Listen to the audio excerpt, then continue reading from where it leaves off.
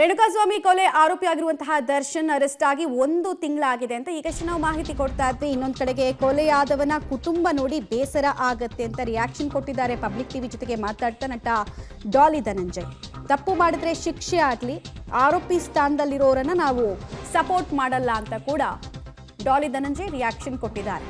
ಚಿತ್ರರಂಗದ ಒಬ್ಬೊಬ್ಬರೇ ನಟ ನಟಿಯರು ತಮ್ಮ ಅಭಿಪ್ರಾಯ ವ್ಯಕ್ತಪಡಿಸೋದನ್ನ ಮುಂದುವರೆಸಿದ್ದಾರೆ. ಈಗ ಡಾಲಿ ಧನಂಜಯ್ ಅವರು ಹೇಳ್ತಾ ಇರೋದು, ಅಕ್ಯೂಸ್ಡ್ ಪರವಾಗಿ ಬೆಂಬಲಿಸಿ ಎಲ್ಲ ನಾನು ಮಾತಾಡೋದಕ್ಕೆ ಹೋಗಲ್ಲ, ಹಾಗೂ ಕೊಲೆಯಾದವನ ವ್ಯಕ್ತಿಯ ಕುಟುಂಬ ನೋಡಿದ್ರೆ ನಿಜಕ್ಕೂ ಬಹಳ ಬೇಸರ ಆಗತ್ತೆ ಅಂತ ತಮ್ಮ ವಾಯ್ಸ್ ಔಟ್ ಮಾಡಿದ್ದಾರೆ. ಮಾತಾಡೋದು ಅಂದರೆ ಏನು ಮಾತಾಡೋದು ಅಂತ ಈಗ ಅಲ್ಲಿ ಒಂದು ದುರಂತ ಆಗಿದೆ, ಒಂದು ಜೀವ ಹೋಗಿದೆ, ಒಂದು ತಪ್ಪಾಗಿದೆ ಅಂದಾಗ ಆ ಮನುಷ್ಯನ ತಂದೆ ತಾಯಿ ಮುಖನ ನೋಡಿದಾಗ ಅಥವಾ ಆ ಮನುಷ್ಯನ ಹೆಂಡತಿ ಅಥವಾ ಆ ಮಗುವ ಭವಿಷ್ಯ ನೋಡಿದಾಗ ಖಂಡಿತ ಬೇಜಾರಾಗೇ ಆಗುತ್ತೆ ಯಾರಿಗಾದ್ರೂ. ಸೊ ಕಾನೂನಿಗಿಂತ ದೊಡ್ಡವ್ರು ಯಾರೂ ಇಲ್ಲ. ಏನು ನ್ಯಾಯ ಸಿಗಬೇಕು ಆ ಜೀವಕ್ಕೆ ಆ ನ್ಯಾಯ ಸಿಗಲೇಬೇಕು. And at the same time ಈಗ ಅಂದರೆ ವಿಕ್ಟಿಮ್ಮು ಯಾರಾದರೂ ನಮ್ಮನೆಯವರಾಗಿದ್ದರೆ ನಮಗೇನು ಅನಿಸುತ್ತೆ ಅನ್ನೋದು ತುಂಬ ಇಂಪಾರ್ಟೆಂಟ್ ಅಲ್ಲ, ಅಥವಾ ನಿಮ್ಮನೆಯವರಾಗಿದ್ದರೆ ನಿಮ್ಗೇನು ಅನಿಸುತ್ತೆ ಅಂತ. And at the same time ಆರೋಪ ಯಾರ ಮೇಲೆ ಬಂದಿದೆಯಲ್ಲ ಅವರು ಕೂಡ ನಮ್ಮನೆಯವರಾಗಿದ್ದರೆ ನಿಮ್ಗೇನು ಅನಿಸುತ್ತೆ ಅಂತ, ಅಥವಾ ನಮ್ಗಳಿಗೆ ಏನು ಅನಿಸುತ್ತೆ ಅಂತ, ಅದು ಕೂಡ ಬೇಜಾರಾಗುತ್ತಲ್ಲ. ಈಗ ನನಗೂ ವಿಷಯ ಗೊತ್ತಾದಾಗ ನಾನು 2 ದಿನ ತುಂಬ ಬೇಜಾರಲ್ಲಿದ್ದೆ. ನನಗೂ ಯಾಕೆ ಹಿಂಗೆ ಆಯಿತು ಅಂದರೆ, ಒಂದು ಕಡೆ ಆ ಜೀವಕ್ಕೆ ಸ್ಪಂದಿಸೋದಾದರೆ ಇನ್ನೊಂದು ಕಡೆ ನಾವು ತುಂಬ ಪ್ರೀತಿ ಅಭಿಮಾನದಿಂದ ಪ್ರೀತಿಸಿದವರಲ್ವ.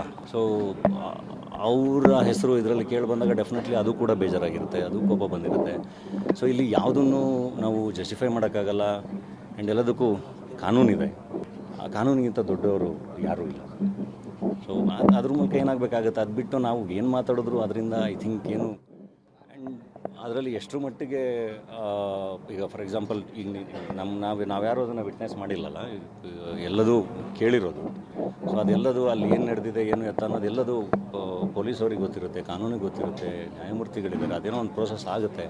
ಅದರ ನಂತರ ಎಲ್ಲದು ಡಿಸೈಡ್ ಆಗೋದಲ್ವ. ಖಂಡಿತ ತಪ್ಪಾಗಿದ್ದರೆ ಅವ್ರ ಕಡೆಯಿಂದ ಖಂಡಿತ ಶಿಕ್ಷೆ ಆಗಲಿ.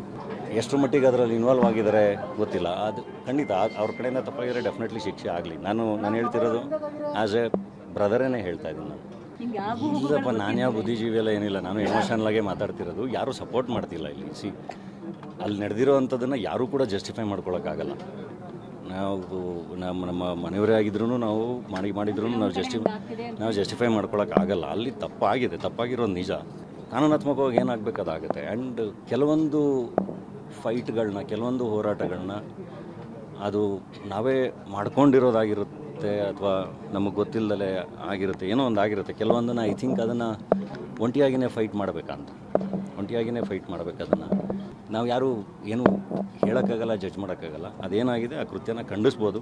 ಇಲ್ಲ ಅಂದರೆ ಡೆಫಿನೆಟ್ಲಿ ಯಾವತ್ತಿಗೂ ರಿಫಾರ್ಮೇಷನ್ಗೆ ಜಾಗ ಇದೆ. ಆ್ಯಂಡ್ ಯಾವತ್ತಿಗೂ ಅವಕಾಶಗಳಿದ್ದೇ ಇದೆ. ಬದುಕು ಕೊಟ್ಟೇ ಕೊಡುತ್ತೆ.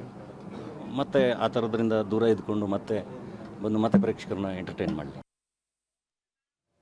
ಇದು ಡಾಲಿ ಧನಂಜಯ್ ಅವರ ರಿಯಾಕ್ಷನ್ ಆಗ್ತಾ ಇದೆ. ಅವ್ರು ಹೇಳ್ತಾ ಇರೋದು, ಕೊಲೆಯಾದವರ ಕುಟುಂಬವನ್ನು ನೋಡಿ ಬೇಸರ ಆಗತ್ತೆ, ತಪ್ಪು ಮಾಡಿದ್ರೆ ಅವರ ಸಹೋದರನ ಸ್ಥಾನದಲ್ಲಿ ನಿಂತು ಹೇಳ್ತಾ ಇದ್ದೀನಿ ಅವ್ರಿಗೆ ಶಿಕ್ಷೆ ಆಗಲಿ. ಬಟ್ ಇದ್ಯಾವುದನ್ನು ನಾವು ಡೈರೆಕ್ಟಾಗಿ ನೋಡದೆ ಇರೋದ್ರಿಂದ ನಾವು ಏನನ್ನೂ ಈ ಟೈಮ್ನಲ್ಲಿ ಕಮೆಂಟ್ ಮಾಡೋ ಸ್ಥಿತಿಯಲ್ಲಿ ಇಲ್ಲ ಅಂತ ಹೇಳ್ತಾ ಇದ್ದಾರೆ.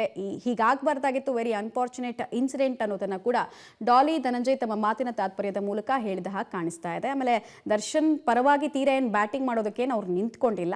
ಆದರೆ ರೇಣುಕಾಸ್ವಾಮಿ ಕುಟುಂಬದ ಜೊತೆಗೂ ಹೀಗಾಗಬಾರ್ದಾಗಿತ್ತು ಅನ್ನೋ ಬೇಸರವನ್ನು ವ್ಯಕ್ತಪಡಿಸಿದ್ದಾರೆ. ತನಿಖೆಯ ನಂತರ ಸತ್ಯಾಸತ್ಯತೆ ಆಚೆ ಬರುತ್ತೆ ಅನ್ನೋದು ಕೂಡ ಅವರ ಮಾತಿನ ಭಾಗ ಆಗಿತ್ತು.